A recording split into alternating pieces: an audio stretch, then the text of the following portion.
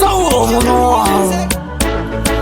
Weba 35 Mwatichi Leporiti tura kule na hii Kaige Pachasanda badalo tana tanza Zansi kuno chingoma chatia Chatia ishi Pata primacy na timani uwa chingoma charira Charira ishi Maroya rintiyo masawira Sawira Usakai pasese to Chiwa majinyo Tora visioni hatore kuteshani kuno kuchingoma charira Kudubu kudubu kudubu Takulubu Kudubu chingoma chatia Waini Kudubu kudubu kudubu Kudubu kurira isia Kudubu kudubu kudubu Wende Kudubu chingoma chatia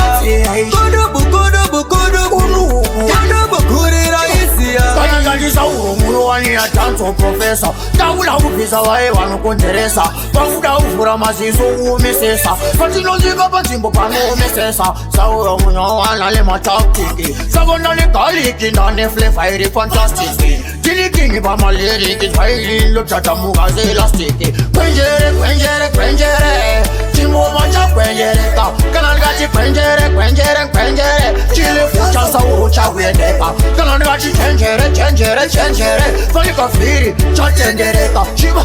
kwenjere kwenjere kwenjere Twaili chilungeze za wendeka mako Pachasanda badalo tana tanza Zansi kuno chingoma chatia Upata primacy na timani uwoze chingoma charira Maroya rintiyo masawira Uswakai pasese to utsana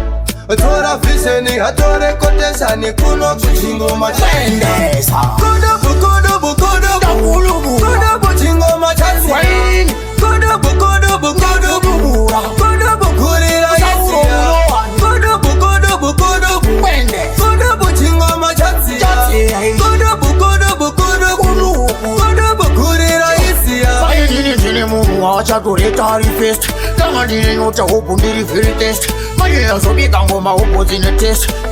Niswaini ya ntinanguwa yebu itarist Kage dati shiba padri kufumura Enderi mshonga ya vodisha ifumura Kungo bata paga fawa lishikubura Pawaka timagira lishibakura Namandoi no basi mea ufi Sauro amuga ini msazi shushe Aiwa itai kutimuti mwangu mure Kana ili pena inaniga mboi kute Katifanike pae patishano unana Mariti mutu imba enderi ya totumana Kundata tanto profesa Bazi musi uya watija dumana